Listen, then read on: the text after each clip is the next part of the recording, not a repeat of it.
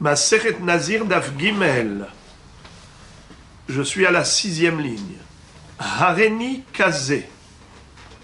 Nehi detafuz bese'aro. Hareni Kaze lo amar.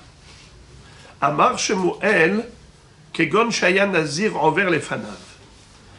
On a appris dans la Mishnah que quelqu'un qui dirait Hareni Kaze, je serai comme celui-là, ou je serai comme ça, eh bien automatiquement il devient nazir. Comme on a déjà expliqué, que la naziroute c'est un éder. Dès qu'une personne s'engage à devenir nazir, désormais, elle a toutes les lois relatives à la naziroute, à savoir l'interdiction de boire du vin, de consommer tout le produit de la vigne, de se couper les cheveux, d'aller au cimetière, d'être au contact d'un mort ou autre. Toutes ces restrictions sont relatives à l'engagement de Nézirut. Or, un homme qui a dit juste Hareni Kazé, on ne voit pas en quoi c'est un engagement d'être nazir. Je serai comme ça, mais on n'entend pas dans ces mots un engagement de Nézirut. Pourquoi donc la Mishnah a dit qu'il est nazir? La Gemara va répondre Kegon sheaya nazir envers les fanav. Il s'agit d'un cas précis, c'est qu'il y avait devant lui, à ce moment-là, un nazir qui passait. Et il va dire Hareni Kazé, moi, je veux être comme lui. Alors, donc là c'est clair. Et d'ailleurs, la Gemara, elle dit entre parenthèses que même si le bonhomme s'était tenu les cheveux et il avait dit Hareni Kazé, ça ne veut rien dire. Quand est-ce que Hareni Kazé, ça veut dire je veux être nazir, ce n'est que dans la mesure où il y avait un nazir qui est passé devant lui. Encore, Hareni Mesalsel, on a appris dans la Mishnah que celui qui dirait je vais être Mesalsel, alors il deviendra nazir. La Gemara dit qu'est-ce que ça veut dire être Mesalsel? Mimai dehaden silsul se'ara. On avait appris ça hier dans la Mishnah que celui qui dit Hareni Mesalsel, je vais tourner et rouler, il n'a pas dit quoi? Eh bien on dit qu'il veut être nazir. Pourquoi? Parce que nous savons qu'un nazir a l'obligation de laisser pousser les cheveux. Et comment on peut mettre en pli les cheveux, les rouler, les onduler, faire des permanentes comme ça? Ce n'est que si on a des cheveux longs. Maron. Alors en disant je veux mettre en pli mes cheveux, je veux être mes salsels, je voudrais les onduler, ça veut dire en d'autres termes, je veux devenir nazir, qui a la mitzvah de laisser pousser les cheveux. Évidemment, c'est dans la mesure où il avait cette kavana, mais ça ne suffit pas. Ça ne suffit pas. La Gemara pose la question, elle dit, ah bon? Dans les mots Hareni Mesalsel, je vais les rouler, on n'entend pas forcément les cheveux. Qui nous dit qu'il parle de la chevelure? Peut-être qu'il parle du limoud à Torah. On retrouve un passage qui nous dit que la Torah tourne et retourne.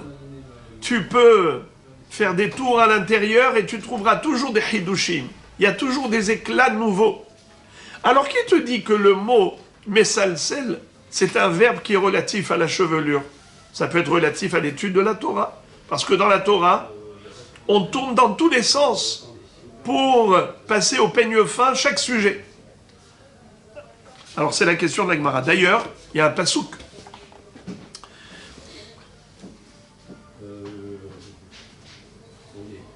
Mimai dehaden silsul se'ara, kede amra lea yamta. Leaou gavra, aï amta de berabi. Leaou gavra, admata yata mesalsel mis'arecha. C'est-à-dire, la Gemara dit que le mot mesalsel, on l'a déjà vu, utilisé, employé pour les cheveux. C'était la servante de Rabbeinu Akadosh qui maîtrisait parfaitement l'hébreu Elle avait d'ailleurs un vocabulaire très recherché. Elle a vu une fois un jeune en train de s'embellir la chevelure, de faire comme ça, les mettre en plis, comme ça, les rouler. Elle lui a dit « Ad matai ata mesalsel bis'arecha » Jusqu'à quand, toi, monsieur, tu vas t'investir dans cette activité d'embellir ta chevelure et de les mettre en plis? Tu es un homme, tu n'es pas une femme, toi. Alors, quel verbe elle a utilisé? Les salsels. Donc tu vois que les salsels, c'est en rapport avec la chevelure. Mais la Gemara dit, mais le même verbe est employé dans un pasouk, pas par rapport à la chevelure.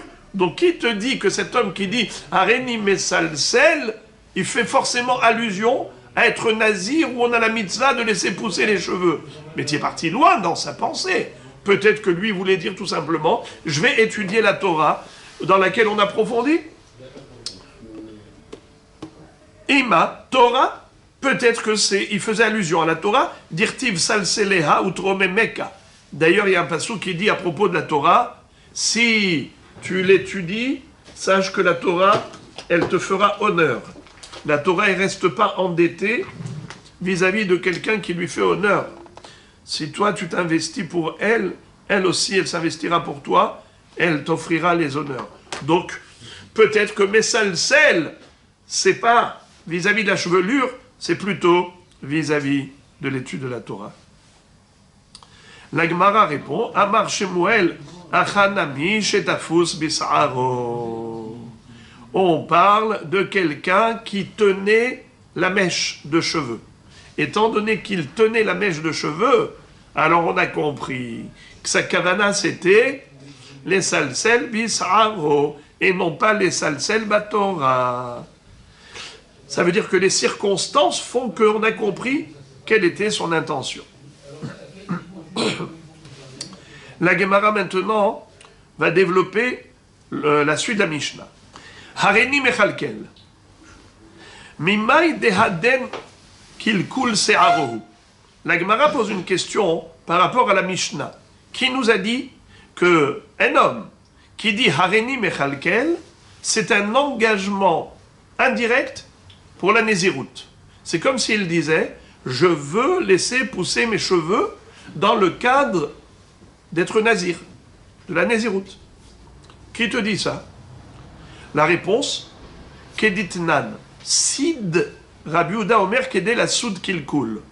Le mot les chalkel est en rapport avec la chevelure, tel qu'on le voit dans Masechet Shabbat. Il est dit dans Masechet Shabbat qu'on n'a pas le droit de transporter dans une voie publique ou transférer du domaine privé au domaine public un objet, ou vice-versa. Mais, pour être hayav karet ou hayav korban hatat lors d'une transgression, parce que vous savez que quelqu'un qui a enfreint la loi, qui a transgressé ce issour de Shabbat, il a profané le Shabbat, eh bien s'il avait fait ça bémézid, un travail qu'il a fait bémézid, il est hayav karet, il est passible du retranchement. S'il a fait ça par inadvertance, il doit apporter un korban hatat. Mais la Mishnah nous enseigne que pour être hayav hatat, il faut avoir transporté un objet qui est important. C'est-à-dire, il faut un shi'ur, un volume minimal par rapport à chaque élément. Si j'ai transporté quelque chose qui était insignifiant, il n'y avait pas un shi'ur important, alors il n'y a pas de hiyuv hatat, il n'y a pas de hiyuv karet. Certes, c'est assour midera banan, mais il n'y a pas de hiyuv karet. Écoutez bien. Quel est le volume pour le sid? Sid, c'est de la chaux, du plâtre. Quelqu'un qui aurait transporté Shabbat dans la rue, du sid. Figurez-vous que le shi'ur, c'est qu'aider la soude qu'il coule. C'est quoi cette histoire? Eh bien, à l'époque, les femmes se servaient comme crème épilatoire de la chaux, du plâtre. Elles collaient, après elles arrachaient, et c'est comme ça qu'elle retirait les poils.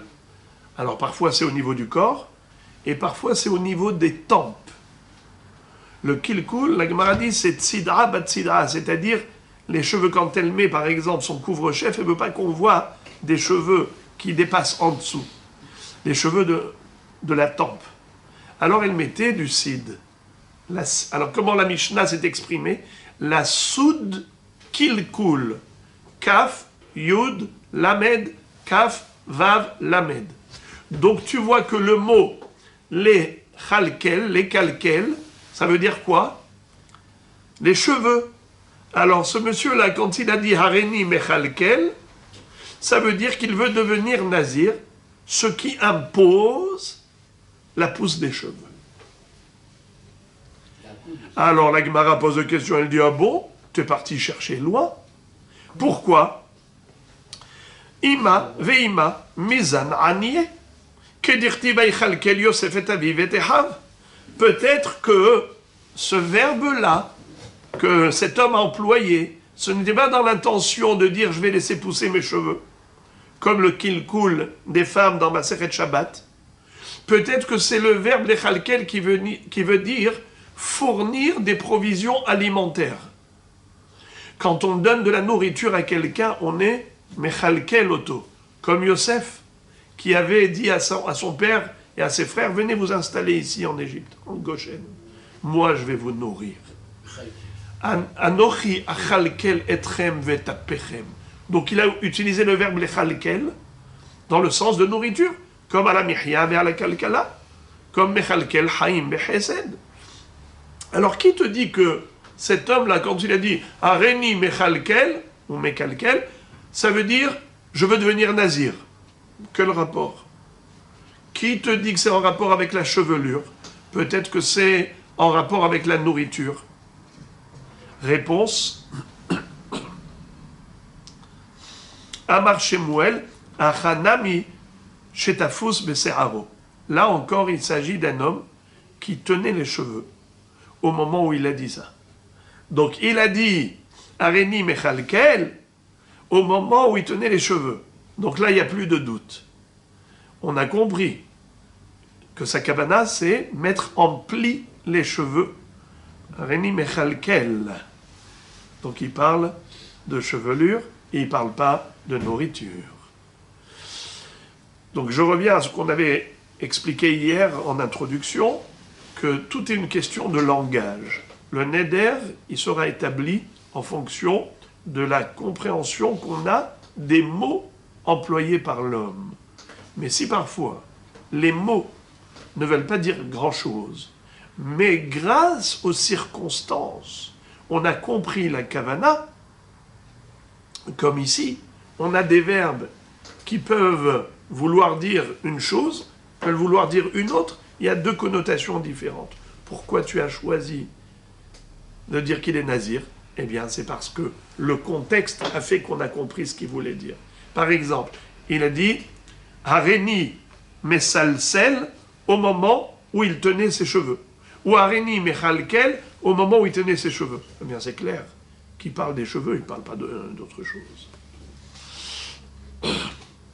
Encore. « Hare alay leshaleach pera arezi nazir » Il est écrit dans la Mishnah que celui qui dirait « Je voudrais être Meshaleach Pera ». Comment on a traduit ça dans la Mishnah? Ça veut dire « Je voudrais laisser pousser ma chevelure ». Et pourquoi il veut laisser pousser sa chevelure? Parce qu'il veut devenir nazir. Le fait de le dire, ça veut dire qu'il s'engage à être nazir, ce qui l'oblige à laisser pousser les cheveux. La Gemara pose la question, elle dit Mimai dehaden shiluach ribuyahu. Qui te dit que le verbe ici, les shaleyach pera, ça veut dire laisser pousser les cheveux. Mais moi j'ai un autre pasouk dans Shir Hashirim qui utilise le même mot, shelah, et ça ne parle pas du tout de cheveux. Dirtiv, Shelah Haïr, Pardes Rimonim, excusez-moi. Quelle est la preuve que les shaléach, ça veut dire laisser pousser? A priori, tu t'es appuyé sur un passouk de Shir Hashirim, où nous voyons que le verbe les shaléach, ça veut dire pousser. Comme il est écrit, Shelahayir Pardes Rimonim. Tu laisses pousser les grenades dans ton jardin. Rimonim, c'est des grenades. Pardes, c'est un jardin. Shelahayir, c'est la pousse. Shelahayir Pardes Rimonim. Tu fais pousser les grenades dans ton jardin. Alors là aussi, les shaléach pera, ça veut dire laisser pousser les cheveux. La Gemara pose une question, elle dit, mais le verbe les shaléach a une double connotation. De la même façon que ça peut vouloir dire laisser pousser, mais ça peut aussi vouloir dire lancer, jeter. Au contraire, se débarrasser de quelque chose. Ni sholéach. Où est-ce qu'on retrouve ça? Ve'imamide de avure kedirti ve'sholeach maim al pene chutzot. Comme il est écrit qu'Akadosh Baruch Hu, il envoie l'eau dans le monde. Akadosh Baruch Hu envoie l'eau dans le monde. Sholeach maim al pene chutzot. C'est-à-dire la pluie. Quand Hachem envoie la pluie, comment ça s'appelle? Sholeach maim. Donc ça ne s'appelle pas faire pousser. La pluie, elle ne pousse pas. La pluie, elle est envoyée par Dieu du ciel. Et comment le Passouk a qualifié cette chose-là, ce phénomène de la pluie? Que Baruch Hu, il est sholeach maim al pene chutzot. Alors là aussi, ça peut vouloir dire au contraire, je vais couper mes cheveux. Et non pas je vais laisser pousser mes cheveux. Alors pourquoi tu dis que la kavana de cet homme, c'est de devenir nazir? Mais peut-être que sa kavana, au contraire, il voulait dire je vais aller chez le coiffeur. Il faut chercher loin. Hein. Donc tu vas chercher loin? Pourquoi tu as été chercher loin? Tu dis Ani meshaléach pera, ça veut dire je vais laisser pousser ma chevelure. Parce qu'il y a un passouk dans Shir Hashirim qui dit Shelahayir Pardes Rimonim, et là-bas, le mot Shelahayir, ça veut dire pousser, laisser pousser les grenades. Mais peut-être que ça fait allusion à un homonyme. Homonyme, pièce et pièce. N'est-ce pas? C'est le même mot. Mais ça peut avoir deux connotations. Une pièce de monnaie ou une pièce, une chambre. Alors là aussi, Shelahayir, ça peut vouloir dire Shaléach pera, dans le sens de laisser pousser les cheveux. Ou au contraire, je voudrais me débarrasser de ma chevelure, couper mes cheveux. Alors pourquoi tu as choisi plutôt cette connotation de laisser pousser les cheveux? C'est la question de la Gemara. La Gemara donne deux réponses. La première, Tana pera pera yalif ktivacha kadosh yiye gadel pera urtivatam gabe kohen ediot ou pera lo yeshalehu. C'est-à-dire, d'où je sais que ici on parle de laisser pousser les cheveux, car nous avons une analogie qui est faite entre le nazir et le kohen ediot. Un kohen ediot n'a pas le droit de laisser pousser ses cheveux plus de 30 jours. Par kavod, pour le Beth Amikdash, dans lequel il sert Dieu, il n'a pas le droit de venir avec des longs cheveux. Il faut se couper les cheveux. Et donc, quel est le maximum pour lui de tolérance? Eh bien, 1 mois. Et de qui on l'apprend? Du nazir. Car stam nezirut shloshim yom. Un nazir, en général, sa nezirut, elle dure combien de temps? Minimum 30 jours. On l'apprend du passouk, comme on l'a déjà dit hier, kadosh ihyeh. Ihyeh, en valeur numérique, c'est 30. Yud, he, ça fait 30. Donc, puisque le pera, la chevelure du nazir, elle est de 30 jours minimum, ainsi le Kohen, son pera, il est de 30 jours maximum. C'est-à-dire que il est écrit à propos des... Comment on appelle ça? Verosham lo yigalehu, ou pera lo yeshalehu, kasom irsemu edrashehem. Le prophète Yechezkel nous parle du Kohen qui ne doit pas laisser pousser ses cheveux trop longtemps. Et c'est quoi trop longtemps? Au-delà de la période de Nézirut, plus de 30 jours. Alors, donc voilà d'où nous savons que quelqu'un qui dit Areni Meshaleh Pera, ça veut dire je veux être nazir, parce que la connotation de l'échaléar, c'est laisser pousser et non pas retirer, comme on a vu quelqu'un qui envoie de l'eau, comme la pluie, que Dieu envoie, Sholéar, c'est pas ravourer, c'est au contraire laisser pousser. Et bien il dit parce que on a deux psukim où il y a le même mot. Le mot pera figure à propos des Kohanim dans Yechezkel. Et le mot pera figure à propos du nazir dans la Torah, Kadosh Yeh Gadel Pera. Eh bien, de la même façon que pour le Kohen, on parle là-bas de laisser pousser les cheveux, comme quoi Pera lo yeshalehu, il n'a pas le droit de laisser pousser les cheveux plus de 30 jours. Là aussi, on parle de Pera, laisser pousser les cheveux. Donc voilà déjà une première réponse. Deuxième réponse, Veibaitima. Hay sholeach maim nami ribuyu de kad mashkin le maya le pera verabé. C'est-à-dire que en effet, même ce fameux pasouk que tu m'as cité comme objection, où tu vois que le mot sholeach, ça veut dire envoyer et non pas faire pousser, comme Dieu envoie la pluie sur le monde, sholeach maim al penechutzot. Eh bien, il dit, tu veux savoir quelque chose. Même ce pasouk, il veut dire faire pousser. Le mot sholeach là-bas, ça ne veut pas dire envoyer, ça veut dire faire pousser. Comment? Comment Dieu fait pousser les fruits? Il envoie la pluie. Alors c'est un pasouk dans un langage abrégé. Sholeach maim al pene chutzot. C'est comme s'il était écrit comme ça. Sholeach et aperot. Comment Akadosh Baruch Hu il fait pousser les fruits? Par l'eau qu'il envoie, c'est-à-dire la pluie qu'il fait tomber sur terre. Et donc, quelqu'un qui dirait Areni Meshaleh Pera, ça veut dire je vais laisser pousser ma chevelure. Et par conséquent, il sera nazir. Car c'était cela sa kavana. La kavana du bonhomme, c'était de dire je laisserai pousser mes cheveux dans le cadre de la Néziroute. Et maintenant, la Gemara va analyser la dernière phrase de la Mishnah. Rappelez-vous, on avait appris que quelqu'un qui dirait Hare alay tziporin, selon Rabbi Meir, il est nazir, mais pas d'après Hachamim. Je vous relis la fin de la Mishnah. Hare alay tziporim, Rabbi Meir Omer, nazir, Hachamim Omrim, eno nazir. À la fin de la Mishnah, on a appris une mahloket entre Rabbi Meir et Hachamim à propos d'un homme qui dirait « Je m'engage pour des volailles. Hare alay tziporim. Je m'engage pour des oiseaux. » Alors il deviendra nazir. Parce que c'était cela ce qu'il voulait dire.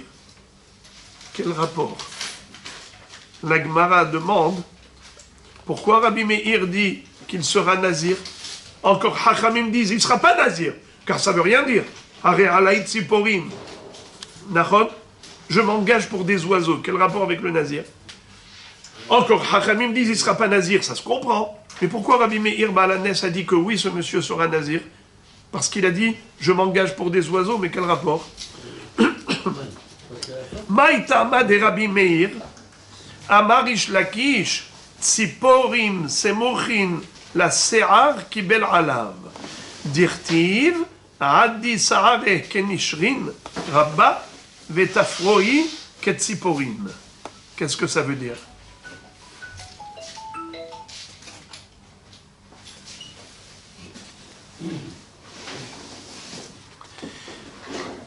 Reba. Kenishrin Reba.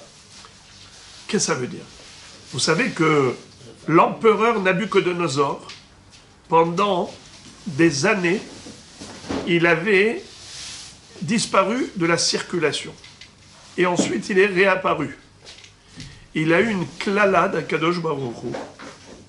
que Akadosh Baruch Hu lui a même envoyé un message qui était incompréhensible au travers d'un rêve, et Daniel lui a interprété cette prophétie.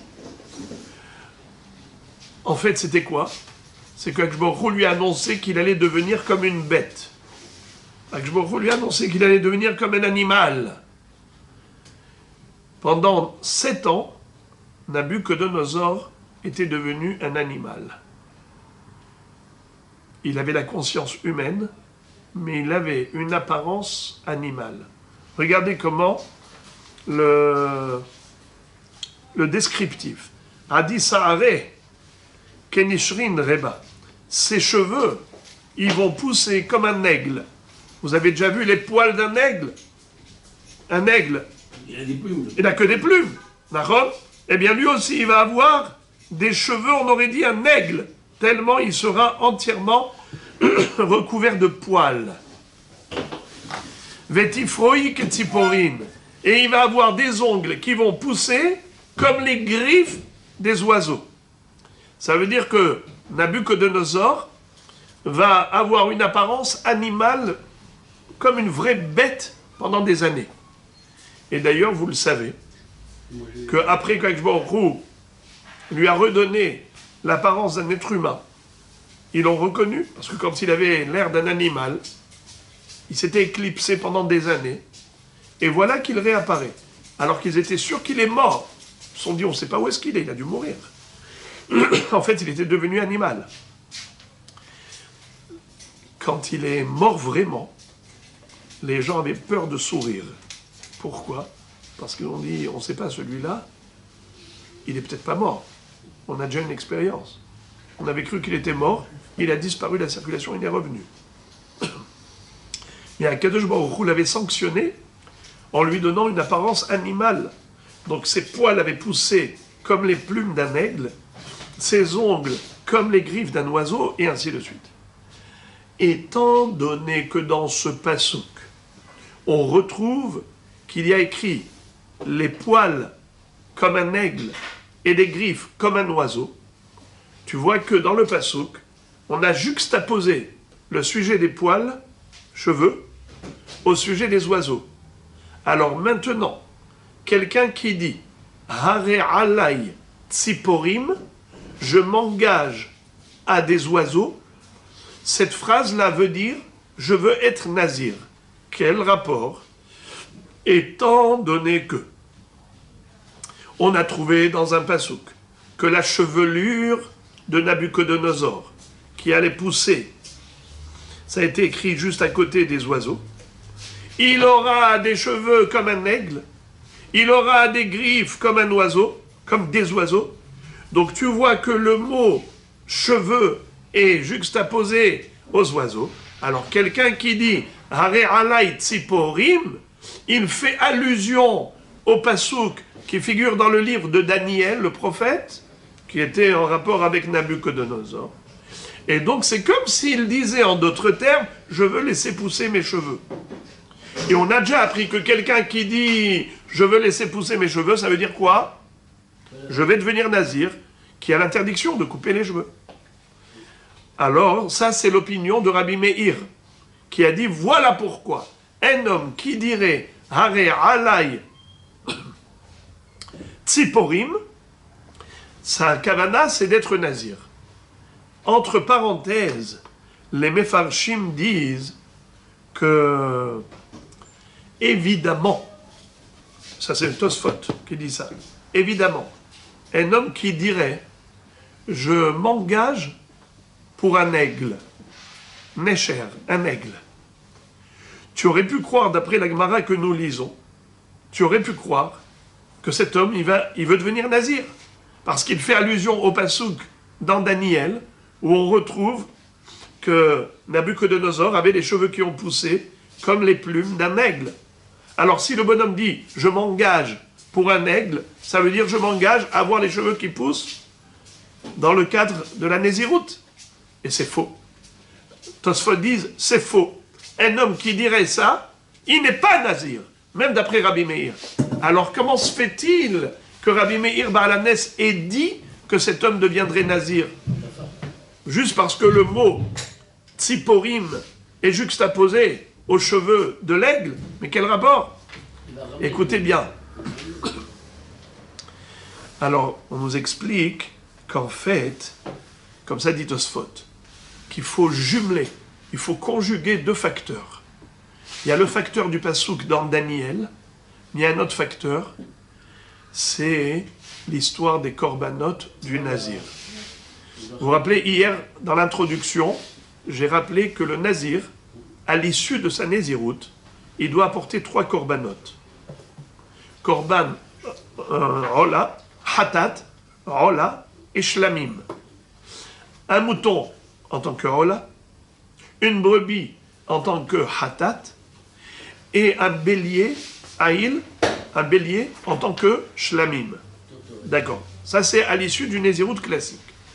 Mais quel est le din si jamais il y a eu un incident? C'était quoi l'accident? C'est que le Nazir s'est retrouvé à côté d'un mort. Alors maintenant, il est devenu impur, puisqu'il a touché le mort. La Torah nous dit il doit recommencer à zéro toute la Néziroute. Mais d'abord, il doit se purifier. Comment on faisait pour se purifier? Ça mettait 7 jours. Le 3e jour et le 7e jour, on allait l'asperger avec les eaux lustrales mélangées au cendre de la vache rousse. Et après ça, 7e jour, il va où? Au mikvé.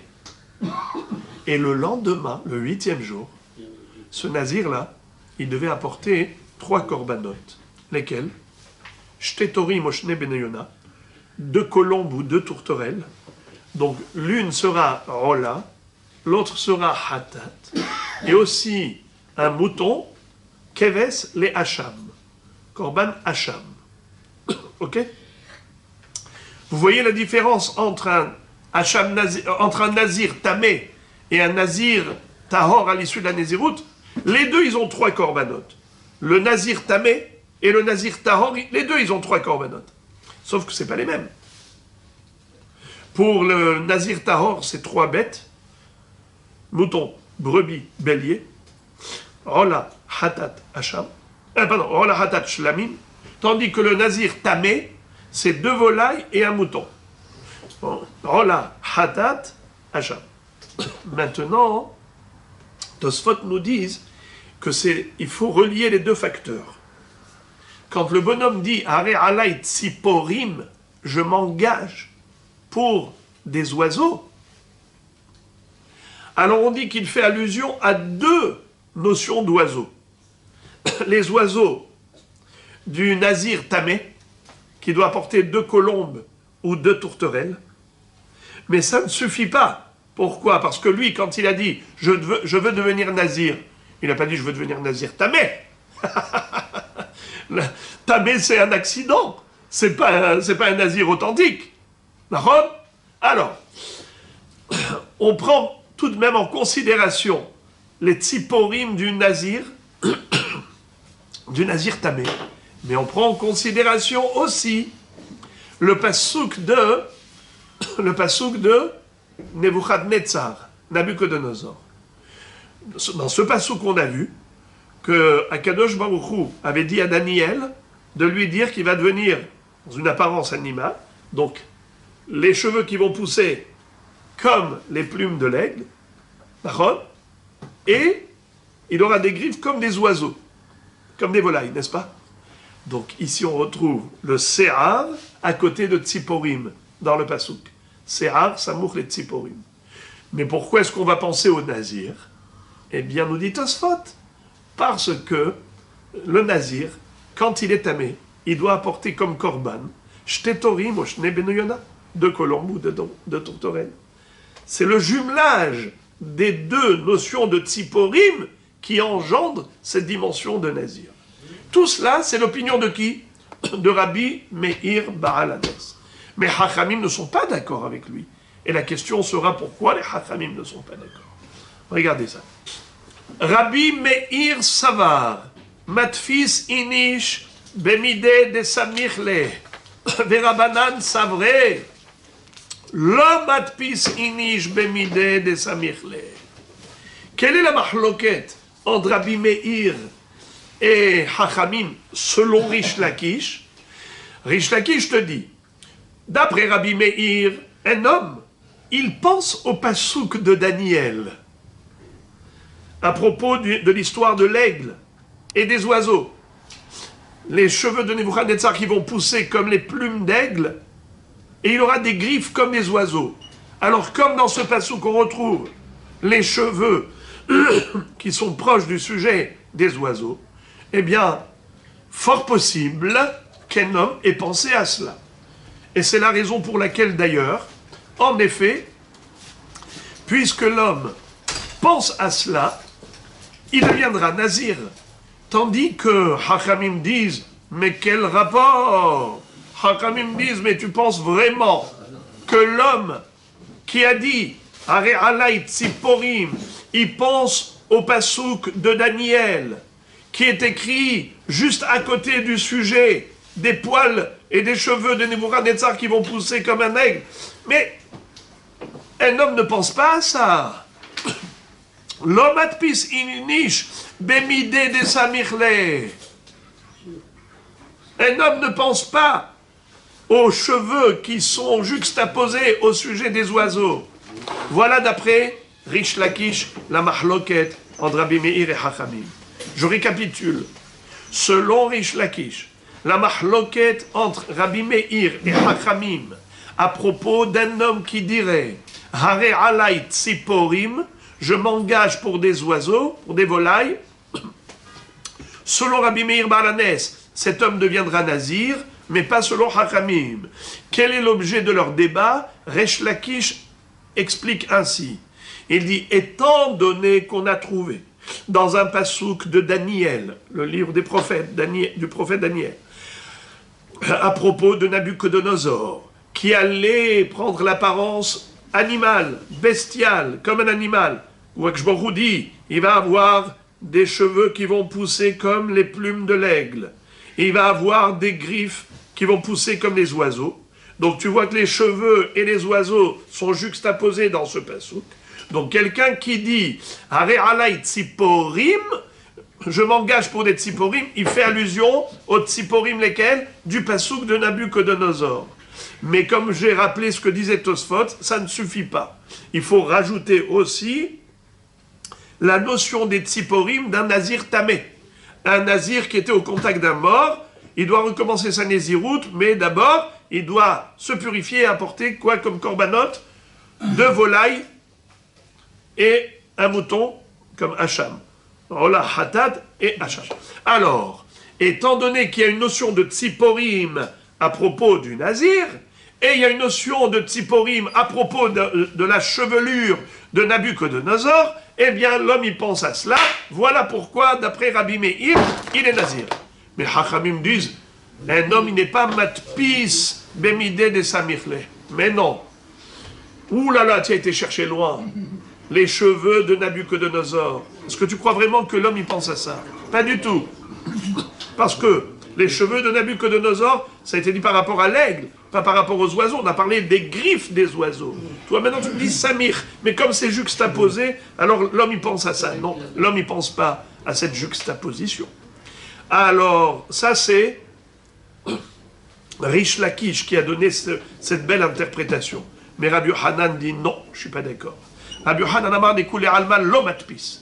Rabbi Yochanan dit à Rish Lakish, je ne suis pas d'accord avec ton interprétation de la marloquette de Rabbi Meir et Chachamim. Car pour moi, personne ne va chercher aussi loin que toi. Tu as été chercher un pasouk de Nabuchodonosor où on a décrit son apparence et on a parlé des cheveux comme un aigle et des griffes comme des oiseaux, et tu as mis un trait d'union entre les cheveux et les oiseaux. Quel rapport? Moi, je ne suis pas d'accord du tout qu'un homme ait cette intention de faire allusion à ce pasouk. Non. L'homme atpis inish bemide de samirle. Alors pourquoi Rabbi Meir a dit que cet homme est nazir? Comment ça se fait? Et la haïnoutama de Rabbi Meir de haïshinan shema tzipore nazir tamé kibel alav. C'est-à-dire, étant donné que un nazir tamé, il doit apporter des tziporim. Voilà pourquoi.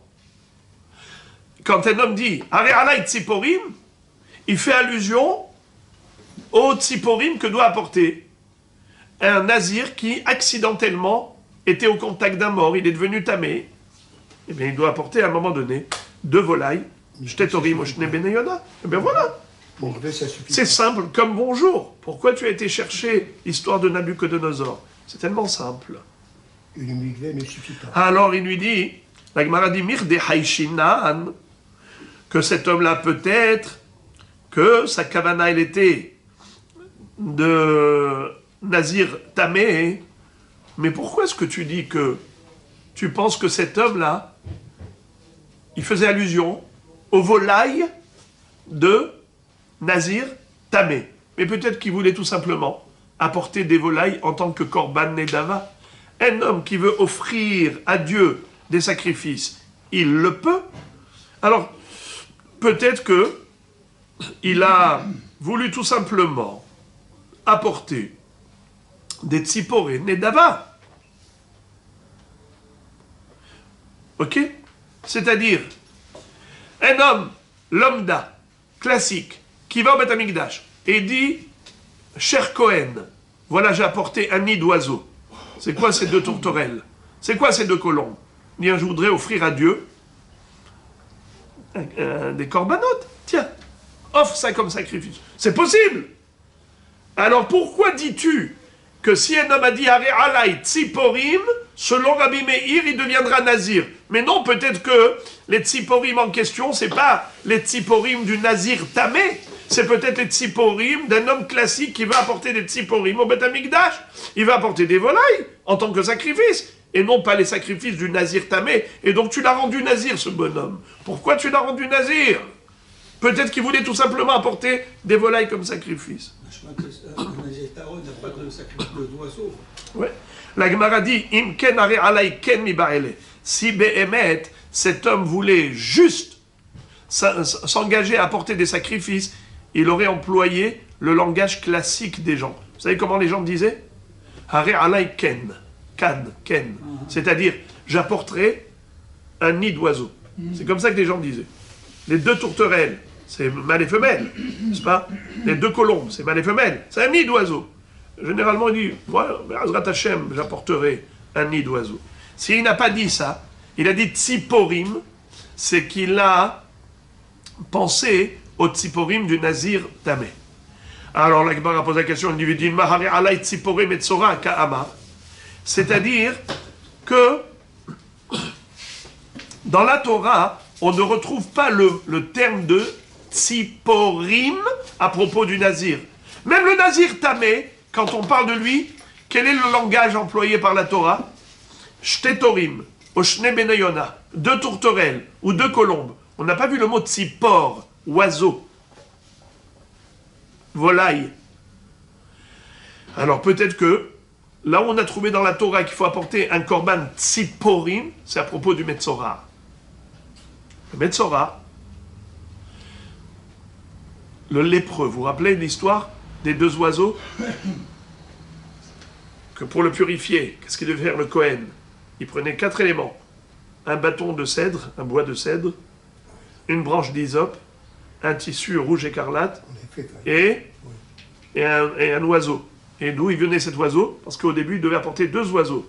Là, il égorgeait, il versait son sang dans un kéli où il y avait de l'eau, et il allait tremper ensuite les 4 éléments, et il allait asperger le lépreux, et ensuite il allait libérer le deuxième oiseau. J'ai là ralpéné à ça. En tout cas, il y a une notion de tziporim du Metzora, puisqu'on retrouve cette notion de tziporim chez le lépreux. Peut-être que cet homme, il a dit, moi je vais offrir à sa place. Le pauvre lépreux, il est mendiant. C'est un homme qui n'a pas beaucoup d'argent, j'ai pitié de lui. Ben, je vais offrir au Beth Amikdash les tziporim qu'il devait apporter. Alors la question se pose, pourquoi Rabbi Meir a dit qu'un homme qui dirait « je m'engage à apporter des tziporim », il sera automatiquement nazir. Quel rapport? Peut-être qu'il voulait dire « j'apporterai un sacrifice d'oiseau pour le Metzora ». Réponse « kegon she'aya nazir envers les fanav. Il s'agit d'un homme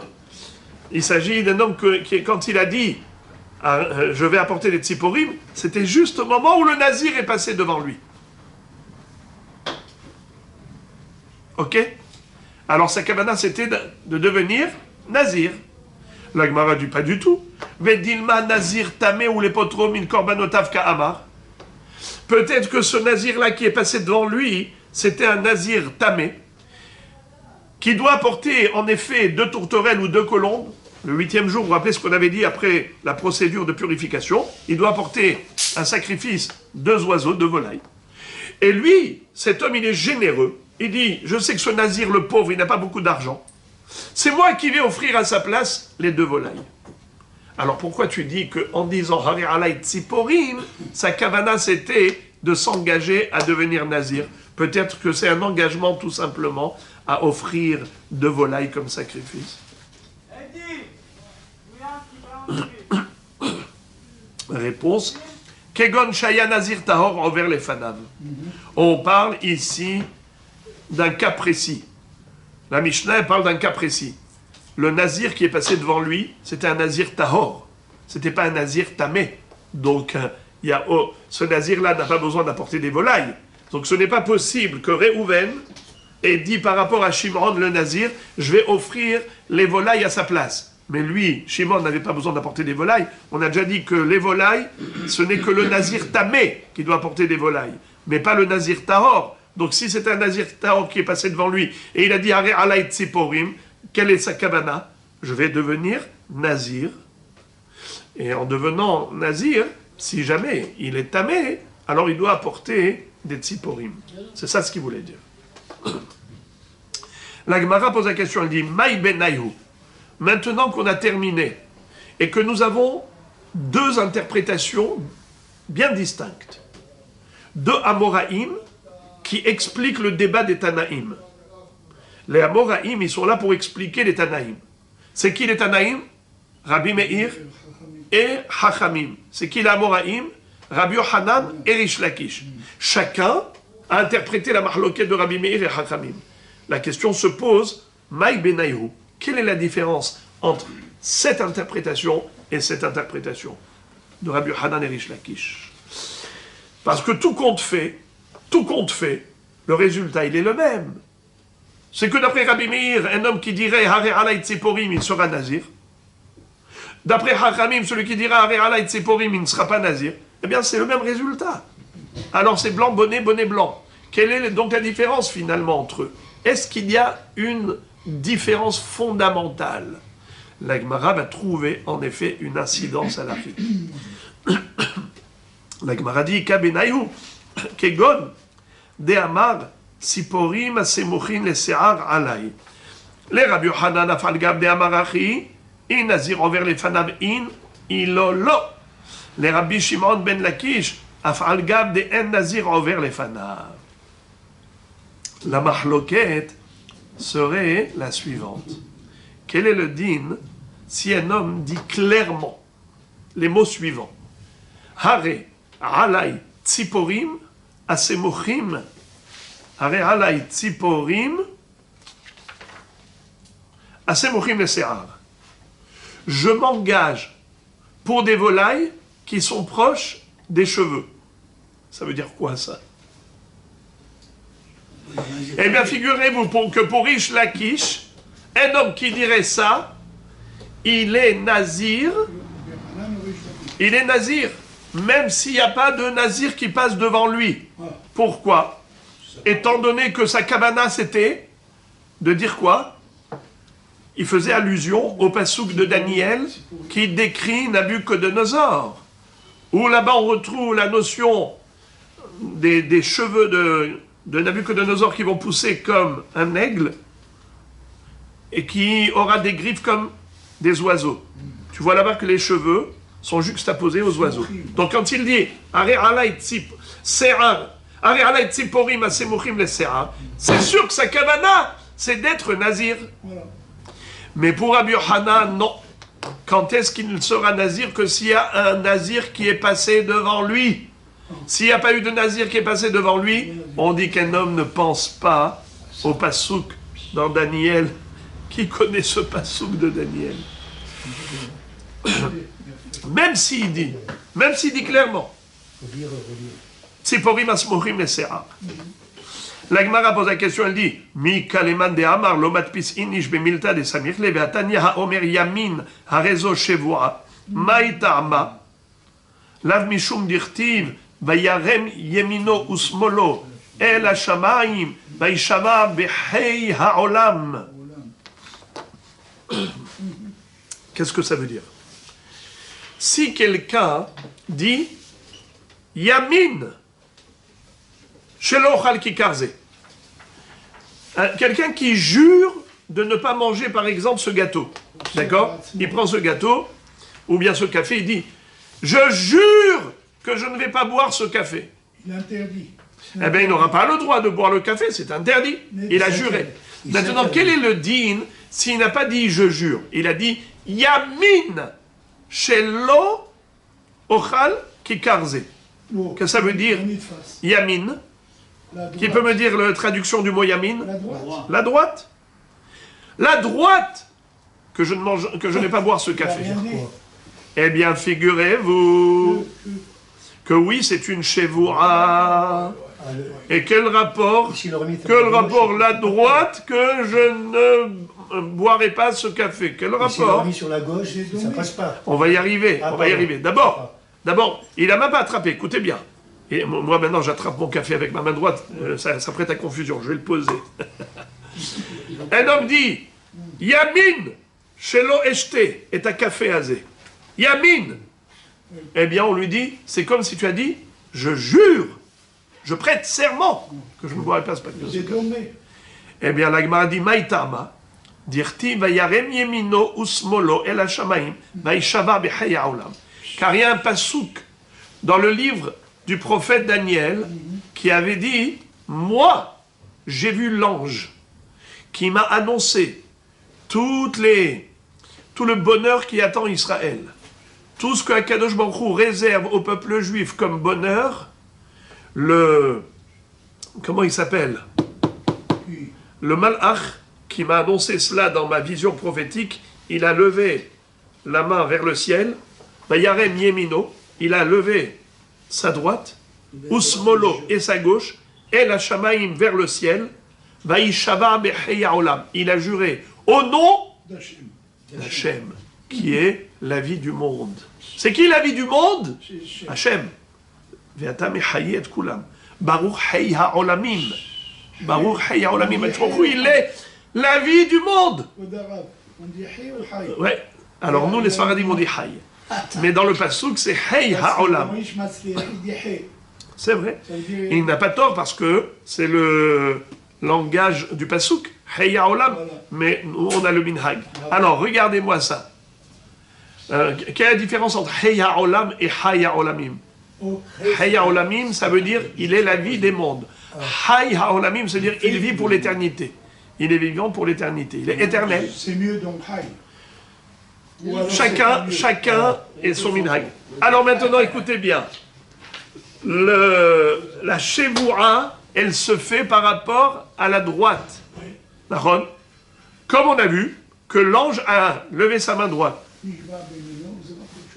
La Gemara dit,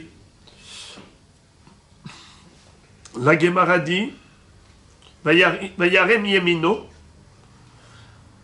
Donc tu vois que la main, c'est Samour la Shevoura. Regardez comment c'est écrit dans le Passouk. Il a élevé sa main droite et il a juré. Donc tu vois que la main droite, c'est écrit à côté du serment. Alors pourquoi tu m'as dit qu'un homme n'y pense pas? D'après Rabbi Yochanan, un homme ne pense pas à la juxtaposition qu'il y a dans des psukim. Tu vois que, oui, il pense. La preuve, c'est qu'on a dit que quelqu'un qui dit Yamin, par ma droite, c'est-à-dire il lève la main, et il dit, pas par ma droite, il dit, par la droite, je ne boirai pas le café. On a dit que c'est Shevoura. Pourquoi Shevoura? Mais pourtant, le mot Shevoura, c'est écrit après dans le Passouk. Donc tu vois qu'un homme, il pense à la juxtaposition. La réponse, Amré, Lo, משום דימין גופי עיקרי שבועה. דתניא, מניין לאומר ימין, שהיא שבועה, שנאמר נשבע השם בימינו. ומניין לאומר שמאל, שהיא שבועה, שנאמר ובזרוע עוזו. Qu'est-ce que ça veut dire? En effet, la Gemara répond que le mot yamin, pourquoi est-ce qu'il sert de shevoa? Et d'ailleurs même sémol, ça peut servir de shevoa, parce que, non pas parce que c'est juxtaposé à la shevoa, c'est parce que le mot yamin lui-même veut dire shevoa. Où est-ce qu'on retrouve? Nishba Hashem bimino ou bizroa uzo. Ça veut dire que la main droite que Akadosh Baruch Hu a élevée, c'était pour jurer. C'est écrit que Akadosh Baruch Hu, il a juré par la droite. Vous entendez? Nishba Hashem bimino. Hashem, comment il a prêté serment? Bimino. Bimino. Donc quelqu'un qui dit Yamin. C'est un serment. C'est un serment. Maintenant, d'où on sait que small, c'est un serment, a priori. Si Yamin, c'est un serment, donc small, ce n'est pas un serment. Et d'où on sait que c'est un serment? Bimino. Eh bien, du fait qu'on a dit Nishba Hashem bimino ou bizroa uzo. Et avec son bras fort, ça peut pas être le Yamin, puisque on a déjà dit bimino. Donc c'est quoi bizroa uzo? C'est la gauche. Donc quelqu'un qui va dire par la gauche, je ne boirai pas ce café, eh bien, c'est comme la gauche d'Akadosh Baruch Hu. Yamin, c'est la droite d'Akadosh Baruch Hu. Donc ça s'appelle Shevoa. Maintenant, quel rapport avec Oz? Pourquoi est-ce qu'on appelle la gauche, on l'appelle Zeroa Uzo? Donc, Minaïn, la Omer Semol Shishivoa, Shenemar ou Bizoa Uzo. On l'a appris par le contraste du fait qu'on a déjà déduit que Yamin, c'est Shevoa, il a juré par sa droite, donc le Yamin, c'est l'objet de la Shevoa, Smol également, c'est l'objet de la Shevoa, puisqu'il est écrit, et par son bras puissant, Bizroa Uzo. Et à quoi ça fait allusion forcément?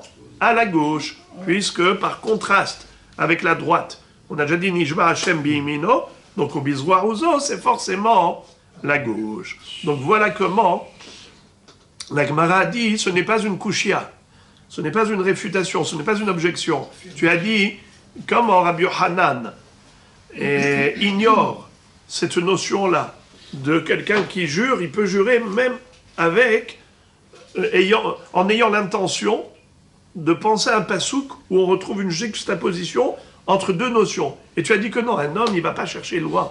Qui connaît les psukim pour aller chercher là-bas des juxtapositions entre deux notions? Eh bien oui, voilà, tu vois que on a bien dit que quelqu'un qui dit Yamin, Shelo Chalki Karzo, par la droite, je ne mangerai pas ce pain ou ce gâteau, on a dit que c'est une Shevoa, et pourtant, ce n'est que juxtaposé.